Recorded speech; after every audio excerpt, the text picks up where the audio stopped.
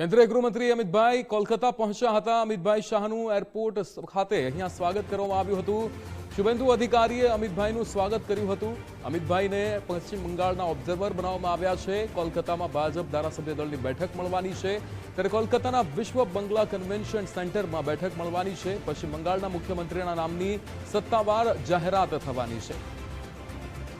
સંજય આપણી સાથે જોડાયેલા છે। સંજય, પશ્ચિમ બંગાળમાં પણ અહીંયા રાજકીય ડ્રામા એક શરૂ થયો છે। મમતા બેનર્જી રાજીનામું ન આપ્યું, વિધાનસભા ભંગ થઈ, પણ હવે જે મુખ્યમંત્રી છે તેના નામની પણ જાહેરાત થશે।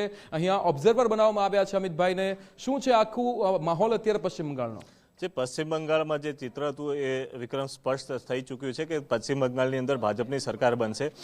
7 તારીખની ડેડલાઇન હતી, કારણ કે જે પ્રમાણેની પૂર્વ સરકાર હતી તેને 7 તારીખે તેમની ટર્મ પૂર્ણ થઈ રહી હતી। એટલે 7 તારીખે જ રાજ્યપાલે 7 મેના રોજ રાજ્યપાલે તેમને વિધાનસભા ભંગ કરવા માટેના આદેશ જાહેર કરી દીધા છે। એટલે મમતા બેનર્જી તરફથી જે પણ દાવાઓ કરવામાં આવી રહ્યા હતા કે પોતે રાજીનામું નહીં આપે અને તેમણે રાજીનામું ના આપ્યું, પરંતુ તે આ જે સ્થિતિ છે એ કાયદાકીય સ્પષ્ટ હતી, કારણ કે ત્યાં સૌથી મોટી પાર્ટી ભાજપ બની છે અને ભાજપને સરકાર બનાવવા માટેનું આમંત્રણ રાજ્યપાલ તરફથી જઈ ચૂક્યું છે અને 9 મે શપથવિધિ યોજાશે। પરંતુ પશ્ચિમ બંગાળમાં સૌની નજર એના ઉપર રહી છે કે પશ્ચિમ બંગાળમાં હવે નવા મુખ્યમંત્રી કોણ બનશે। ભાજપમાંથી એવા ઘણા ચહેરાઓ છે જેને લઈને જેના નામ છે એ ચર્ચામાં છે અને તેમના ઉપર પસંદગીનો કળશ ઢોળાઈ શકે છે, પરંતુ સૌથી આ બધાની ચર્ચા વચ્ચે અમિતભાઈ શાહ કેન્દ્રીય ઓબ્ઝર્વર તરીકે ત્યાં કોલકાતા પહોંચી ચૂક્યા છે અને તેના સ્થાનિક નેતાઓ સાથે તેમની બેઠક યોજાઈ રહી છે। એવી પણ એક વાત સામે આવી છે કે તમામ ધારાસભ્યો સાથે 1-to-1 બેઠક પણ અમિતભાઈ શાહ કરી શકે છે અને સાંજે 4 વાગે ભાજપ ધારાસભ્ય દળની બેઠક બનશે અને તેમાં સત્તાવાર રીતે ભાજપના જે ધારાસભ્ય દળના નેતાની જાહેરાત થશે।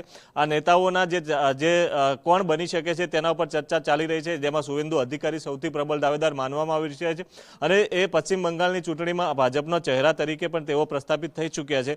બીજી તરફ 2 નામો એવા પણ સામે આવ્યા છે કે તેમાંથી પણ મુખ્યમંત્રીના પસંદગી થઈ શકે છે અને એ બંને નામ છે મહિલા મુખ્યમંત્રી બનાવવા માટેની જે વાત ચાલી રહી છે તે નામ છે અગ્નિમિત્રા પૌલ અને રૂપા ગાંગોલી। આ બંનેના નામ પણ ચર્ચામાં છે। બાકી જે નામો છે તે બની શકે તેમાંથી એક નાયબ મુખ્યમંત્રી અથવા તો 2 નાયબ મુખ્યમંત્રીની ફોર્મ્યુલા ઉપર પણ ભાજપ જઈ શકે છે।